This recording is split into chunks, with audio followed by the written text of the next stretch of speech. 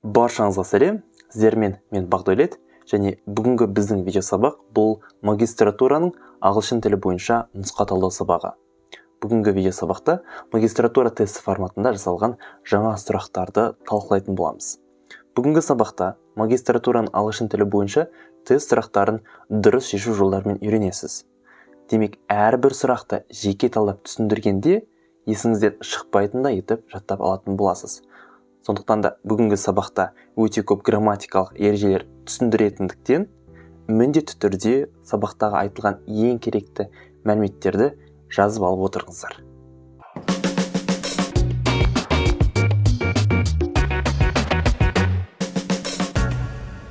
Мен алғаш көріп отырған көрермендердің болса таныса отыралық. Менің есімім Әзімханов Бақдәулет, Зальцбург, Әл-Фараби атындағы Қазақ ұлттық университеті және Абай атындағы Қазақ ұлттық педагогикалық университеттерінің түлегі болып табыламын, және сондай-ақ дәл қазіргі уақытта Хейлибери Алматы мектебінде жұмыс жасаймын. Жақсы, олай болса бірінші сұраққа көшейік. Бірінші сұрақ. Do you remember gentlemen we met in Austria last year? What were their names? Енді дәл осы сұраққа жауап беру үшін міндетті түрде алдымен сұрақты мұқият оқуларыңыз керек. Мұндағы бізге берілген кілт сөз бұл gentleman сөзі. Енді gentleman деген сөз бұл gentleman дер деген мағынаны білдіреді. Жалпы man дегеніміз жекеше түрдегі зат есім, man дегеніміз бұл бізде көпше түрдегі зат есім. Дәл сол секілді gentleman болса, онда ол жекеше түрдегі зат есім, ал gentleman болса, онда ол бізде көпше түрдегі зат есім болып табылады. Олай болса, қараңыздар, мұнда these, that, this, those деген сілтеу есімдіктер берілген. Енді осы сілтеу есімдіктерінің қайсы дұрыс?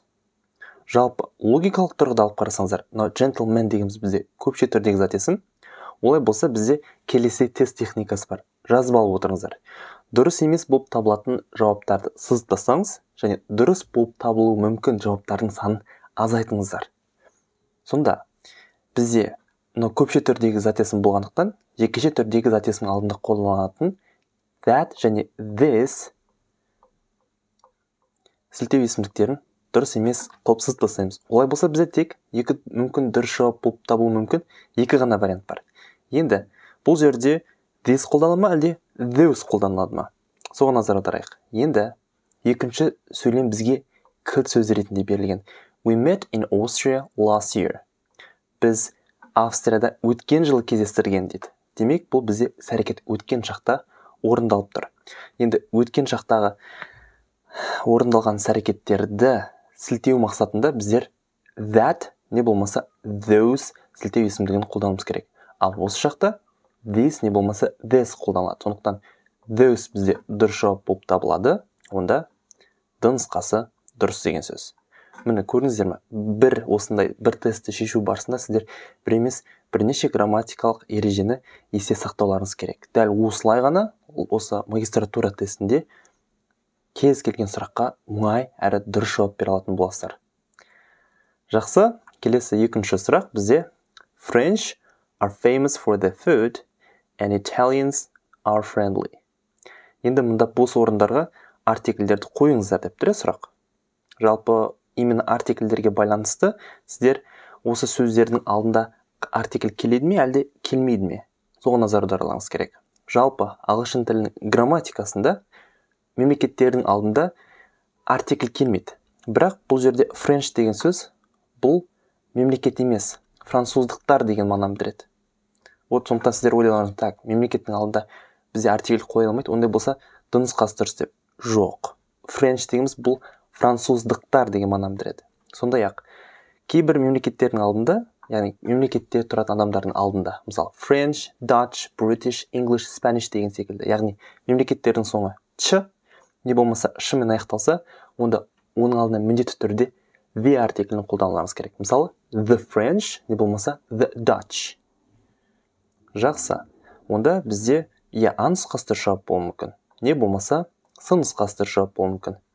Бірақ Italians дегеніміз бұл бізде ч-мен аяқталып тұрған жоқ қой, не болмаса ш әріпіне. Ондай болса, бізде келесідей ереже бар. Italians, не болмаса тағы да басқа, мысалы Kazakhs деген секілді басқа да ұлттардың соңы дәл осылай s-пен аяқталатын болса, онда оның алдында артикль қоймаймыз. Олай болса дұрыс жауап бізде С нұсқасы. And the Italians are friendly. Жақсы, үшінші сұрақ. The woman won the Grammy Award was Russian. Яғни, мұнда who, what, whom, не болмаса which, қайсы дұрыс жауап болып табылады. Woman деп тұр. Бұл әйел туралы, яғни адам туралы айтып тұрған екен. Бұл жерде біздер міндетті түрде А нұсқасы who деп белгілеуіміз керек. The woman who won the Grammy Award was Russian. Кім деген мағынаны береді. What дегеніміз не? Whom кімге, which дегеніміз қайсы деген сөз. Сондықтан дұрыс жауап ретінде тек А нұсқасы мүмкін болып табылады. Так, үшінші сұрақ кетті. Төртінші сұрақ. Are you doing tonight? Кеттік. Мұнда doing деген сөзге назар аударыңыздар. Do дегеніміз бұл іс-әрекетті жасау. Демек, бүгін кешке немен айналысасың? Қандай іс-әрекет жасайсың деп сұрақ қойып тұр. Олай болса, әлбетте, дұрыс жауап бізде what are you doing бол керек. Егер мына жерде doing деген етістің орнына going болса ше, онда what are you going деп біздер айта алмаймыз. Олай болса, ол жерде дұрыс жауап мүмкін where бол мүмкін, де? Where are you going tonight деген секілді. Жақсы. Так, келесі бесінші сұрақ. I very long, said Florence. When, I hear yesterday. Енді мына жерде yesterday and when деген сөздер бар. Қараңыздар, дәл осы екі сөз бізге қандай етістіктің шағын қолдану керектігін айтып тұр.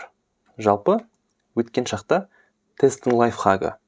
Егер сұрақта when сөз келетін болса, онда міндетті түрде past simple шағын белгілеңіз. Себебі when сөзі ол өткен шақтағы орындалған іс-әрекеттің уақытын білу мақсатында қолданылады.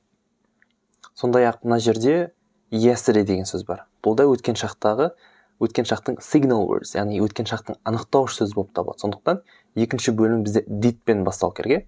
When did I come болу керек. Олай болса дұрыс жауап бізде Д нұсқасы. Көрдіңіздер ме? Тіпті біріншісінде оқудың қажеті жоқ. Бастысы екіншісіне кілт сөздерге назар аударсаңыз, осылай бірден дұрыс жауапты оңай тауып алуларыңызға болады. Алтыншы сұрақ. In the UAE welcomed a lot of visitors who came to see Expo. Яғни 2020 дегенді қалай айтамыз? Жалпы жылдарды айту ағылшын тілінде өзгеше, яғни жылдарды айтқан кезде оны бөліп айтамыз. 20-22 деген секілді. Қараңыздар. Мысалы, 1984 деген сөзді айту үшін 1984 жыл деп, онда 1984 деп бөліп айтады. Немесе 2017 болса, онда 2017 деген секілді. Бұл тек осы екі буынды сөздерге. Енді қараңыздар. 2000 дейтін болса, онда 2000 деп айтады. 2001 болса, онда 2001 деп айтпайды, олар 2001 деп айтады. 2008 деген секілді, 2008 болса.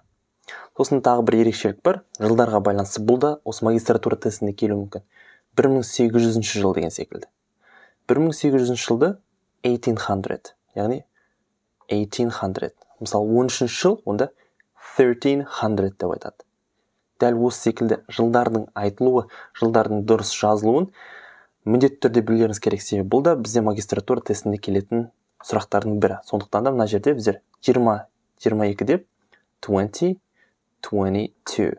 Бұл нұсқасы дұрыс жауап болып табылады. Қалғандар дұрыс емес, 2022 деген секілді. Басқалар дұрыс жауап емес мүлде. Кеттік. Келесі жетінші сұрақ. Nobody cooks Diana's meals for her. She has to cook. Ешкім Дианаға тамақ пісірмейді дейді. Себебі ол өзі пісіру керек дейді. She has to cook. Яғни іс-әрекет кімге бағытталып тұр? Іс-әрекетті орындаушы адамның өзіне бағытталып тұр. Бұнда етістіктерді біздер ағылшын тілінде reflexive pronouns деп атаймыз. Именно reflexive pronounға байланысты менде YouTube-та қысқа 1 минуттық видео бар болатын. Көрсеңіздер де болады. Жалпы reflexive pronounsқа қандай жатады? I болса myself, you болса yourself, he болса himself. Ал she болса, бұл дәл біздің тестте келіп тұрған, ол herself бол керек. Олай болса, дұрыс жауап бізде she has to cook herself. Д нұсқасы дұрыс жауап болып табылады. Жақсы, осы бетте тіпті скриншотқа түсіріп алсаңыздар да болады. Келесі сұрақ. I usually go to market to buy groceries, but yesterday I to market. Қараңыздар. I usually go to market. Present simple'да, бірақ екінші сөйлемді қараңыздар. Yesterday сөз келіп тұр. Жалпы алдында айтқанда yesterday, last night, не болмаса in 1998 деген секілді. Не болмаса 5 years ago деген секілді. Өткен шақтағы мағынаны білдіретін осындай уақыт білдіретін сөздер, уақыт мағынасына қолданатын сөздер. Бұл бізде past simple'ды қолдану керек деп айтып тұрады бізге сөйлемде. Сондықтан да біздер бұл жағдайда I didn't go нұсқасын дұрыс жауап ретінде қолдануымыз керек. Себебі yesterday сөзі бізде past simple'дың анықтауыш сөзі болып табылады. Жақсы. Келесі 9-шы сұрақ. I dinner by 6 o'clock tomorrow and we to the cinema together. Енді бұл сұраққа дұрыс жауап беру үшін тағы да біздер бұл етістіктің шақтарына байланысты келіп тұрған сұрақ болғандықтан мұндағы кілт сөзге назар аударайық, яғни анықтауыш сөзге. By 6 o'clock tomorrow. Яғни ертең кешкі сағат 6-да мен тамақ кешкі ас пісіріп қоятын боламын дейді. Енді қараңыздар. Бұл жерде тағы да басты назар неге аударуымыз керек? Іс-әрекеттің қай уақытта қандай нәтижеге жеткізілетіндігі, иә? Жалпы бізде future perfect, яғни келер шақта нақты бір уақытқа келген кезде қандай да бір нәтижеге жететін іс-әрекет. Енді future perfect'ің анықтауыш сөздері by the time, не болмаса by tomorrow, не болмаса дәл жаңа айтып өткенде біздер by 6 o'clock tomorrow, не болмаса by 5 o'clock tomorrow деген секілді. Дәл осындай by демеулік арқылы келер шақта нақты бір уақытты көрсетіп тұратын болса сөйлемде, онда ол бізде future perfect бол керек.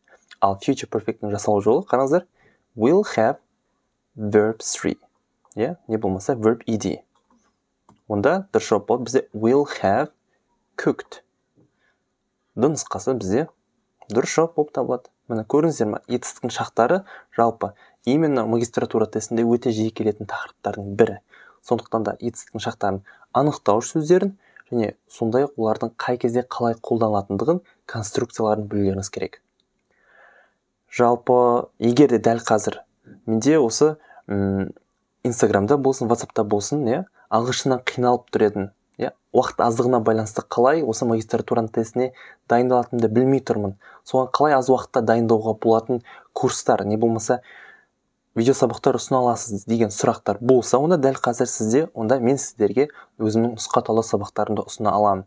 Жалпы нұсқаталы сабақтарында, жалпы лексика, грамматика бөлім бойынша 10 дәл осы секілді толық нұсқаталы сабағы, оқылым бөлім бойынша 3 видеосабақ, оқылым бөлімі бойынша гайд. Яғни гайд дегеніміз бұл жерде оқылым бөлімі бойынша тапсырмаларды қалай рет-ретімен дұрыс орындау керек. Техникалар. Және тыңдалым бөлімі бойынша гайд. Ол да дәл солай. Яғни тыңдалым бөлімі қалай арттырасыз қабілетіңізді. Не болмаса тыңдалым бөліміндегі тапсырмаларды қалай дұрыс орындау керек, қалай дұрыс тыңдау қажет. Барлық техникалар осы видеосабақтың ішінде толық мен сіздерге дәл осындай слайдтарымен видеосабақ қылып түсіндірген болатын. Сондықтан да егер нұсқаталы сабақтарын алып, осы магистратураға тестіне дайындаламын десеңіздер, онда you are more than very welcome. Жалпы күні кеше алған менің осы магистратураға дайындалушы оқушым, бір нұсқаны көрдім, все понятно. Жеңіл түсіндіресіз, есте қалады. Нұсқаталы сабақтар есте өте жақсы қалады. Сондықтан да егер естеріңізде жақсы қалатын сабақтар іздеген болсаңыздар, жалпы нұсқаталы сабақтарын алсаңыз болады. Жалпы нұсқаталы сабақтарында 2020, 2021, 2022 жылғы базадағы сұрақтар. Бұл сұрақтар жалпы жаңа тест сұрақтарында келмейді, бірақ форматы дәл сол формат күйінше сақталады. Себебі именно форматына, не болмаса дәл осы секілді сұрақтарға қалай дұрыс жауап беру керектігін үйренетін болсаңыздар, онда сәйкесінше магистратура тестінде ешбір қиналмай, ол сұрақтар емес, дәл сол сұрақтардың форматына сәйкес басқа сұрақ келсе, қиналмай жауап бере алатын боласыздар. Дәл қазір нұсқаталы сабақтарының бағасы жеңілдікпен бізде 2490 теңге. Сондықтан да жеңілдікпен алу үшін міндетті түрде маған WhatsApp-қа жазыңыздар. Менде экранда өздеріңіз көріп отырғандай басқа да осы магистратура тестіне дайындалушы түлектер төлем жасап, қазір нұсқаталы сабақтарын жаппай алуда. Нұсқаталы сабақтарын алу үшін мұнда экранда көрсетілген WhatsApp номерге нұсқаталы сабақтары бойынша деп жазып қалдырыңыздар. Сондай-ақ сіздерде келесі сұрақ болуы мүмкін. магистратураға ары кетсе бір 2 аптадай, не болмаса бір аптадай уақытым қалды. Дайындалып үлгеремін бе деген секілді. Иә, дайындалып үлгересіздер. Нұсқа талдау сабақтарымен тіпті 3 күннің ішінде барлық сабақтарды толық көріп, тестке полный дайын болып бара аласыздар. Сондықтан да міндетті түрде бұл мүмкіндікті жіберіп алмай, маған WhatsApp-қа нұсқа талдау сабақтары бойынша деп жазып қалдырсаңыздар, мен сіздерге бірден төлем жасау реквизиттерін беріп, сабақтарға доступты жылдам ашып беретін боламын. Жақсы. Олай болса, келесі бізде 10-шы сұраққа көшейік. 10-шы сұрақ. He had been a great fencer before the war. The fencer in Italy. Ең қараңыздар. Италиядағы ең керемет деген сөзі, яғни бұл бізде қандай мағынаны білдіреді? Мына жердегі great деген сөз уже бізде superlative adjective, яғни күшейтпелі шырайдағы сын есім болып табылу керек деген сөз. Сіздер күшейтпелі шырайдағы сын есімді дұрыс тап деп тұр. Себебі егер бұл жерде біздер жай шырай емес, салыстырмалы шырайды сұрайтын болса, онда ол жерде than деген сөз келу керек.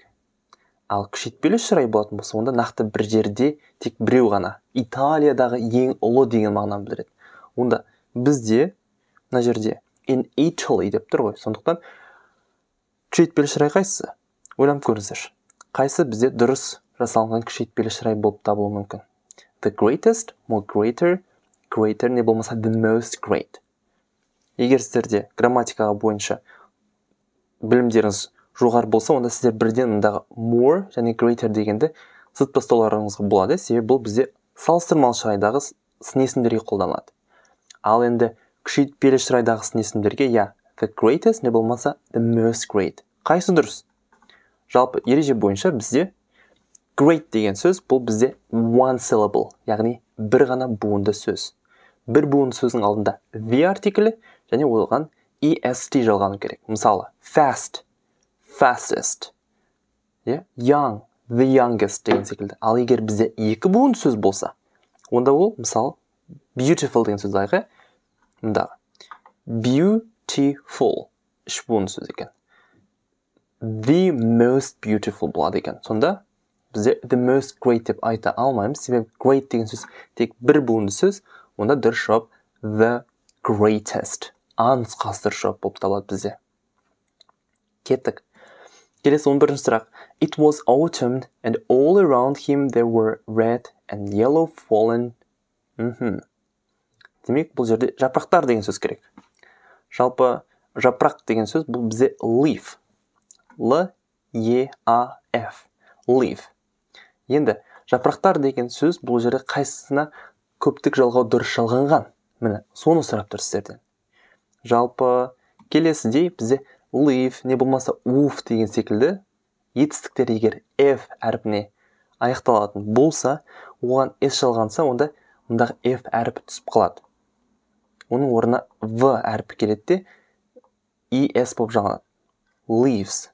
Не болмаса wolf, қасқыр деген сөзде, қасқырлар бізде wolves, яғни мұндағы F әрпі түсіп қалып отыр.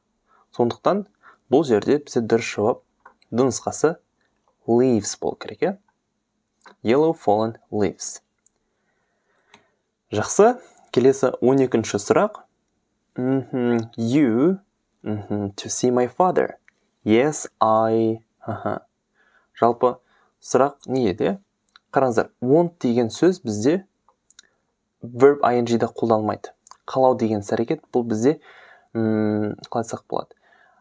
Progressive verbs болып табылмайды. Яғни оны ing-ға келтіре алмаймыз. Сондықтан бірден v және с нұсқасын зыт бастауымызға болады. Тек v нұсқасын sayық. Are you wanting деп айта алмайсыздар. Енді present simple'дың сұраулы сөйлемін жасау үшін бізге міндетті түрде do көмекші етісі керек. Онда do you want to see my father? Яғни а нұсқасы не болмаса мұндағы д нұсқасы дұрыс жауап болуы мүмкін. В с нұсқаларын зыт бастадық. Енді do you want to see my father? Yes, I am.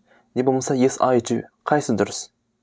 Әлбетте yes, I do болу керек. Жалпы көпшілік осы ағылшын тілін үйреніп жатырған студенттердің, оқушылардың жіберетін қателіктердің бірі бұл бізде do you like деп басталатын, немесе do you деп басталатын сұрақтарға дұрыс жауап бере алмау.